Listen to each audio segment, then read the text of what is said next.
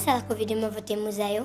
V našem muzeju školjk in polžev lahko vidite več kot 4000 primerkov polžev in školjk, rakov, zvezd ježev iz celega sveta.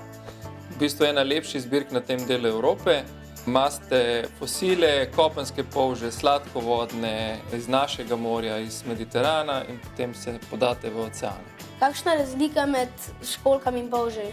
Razlika je zelo preprosta. Školjke delajo vedno lupino iz 2 delov, polži pa vedno iz enega dela. Ali imate školjke in polži tudi iz Slovenskega morja?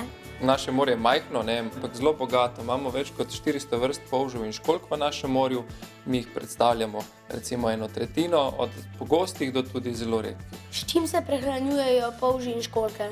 Ja, to je pa zdaj različno. Školjke nimajo zob, tako kot polži, in v bistvu vodo precejo in se hranijo z majhnimi delci, ki v vodi živijo. Polži pa imajo zobe in to jim omogoča, da lahko jejo vse živo.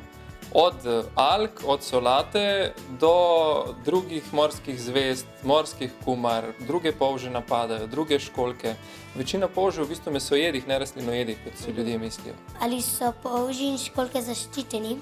Obstajajo zaščitene vrste, ampak polžev je recimo 80 000 vrst, pa jih je recimo samo 10 zaščitenih res na seznamu, drugi pa niso zaščiteni. Zakaj v nekaterih školjkah najdemo bisere? Biser je v bistvu obramba školjke pred paraziti in če pride v školjko kakšna žival, ki bi hotela školjki škodovati, se školjka na tak način zavaruje, da notranji del lupine v bistvu izboči in prekrije tega parazita in na tak način nastane biserni mehurček, ki se kasneje, pač školjka to nekaj časa nalaga, izluži v biser. Kako dolgo živijo školjke in polži? Recimo, če gremo prvo na polže, polži živijo tam do 50 let, školjke pa lahko živijo preko 500 let.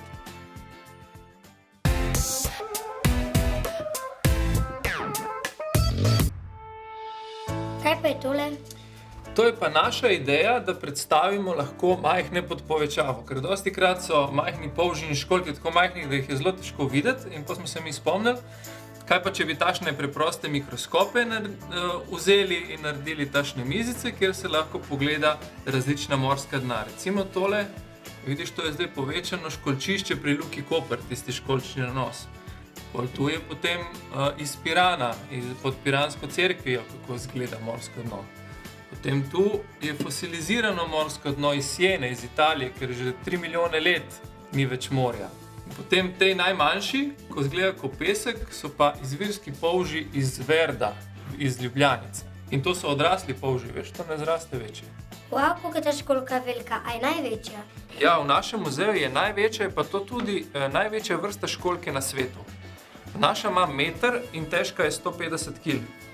Je pa zelo stara, v bistvu je stara preko 100 let najverjetneje, orjaška zeva. Glej, tole pa ni školjka. Ne, to ni školjka, je pa rezultat polžev. In to so polžji voleki. In te polži se zberejo na kupe in začnejo delati to. To so majhne vrečke in iz teh vrečk pridejo potem, se izležejo mladi voleki, ki so veliki par milimetrov, tu začnejo rasti in potem pač zrastejo čez čas v odraslega polža. Ali školjke in polži spadajo med najstarejša živa bitja? V bistvu najstarejša niso, so pa zelo stara. V bistvu se pojavijo tam 500 milijonov let pred nami. Očitno recept, da preživiš na dolgi rok, je, da si počasen pa malo len. Drugače pa tam polži in školjke se pojavijo v podobnem času, 500-540 milijonov let nazaj in so celo za 200 milijonov let starejši od prvih dinozavrov. A se v teh školjkah sliši morje?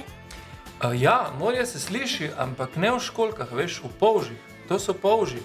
Slišiš v bistvu šume iz okolice, ki se odbijajo po notranjosti lupine in to ustvarja tak prijeten šum morja. A lahko poslušamo?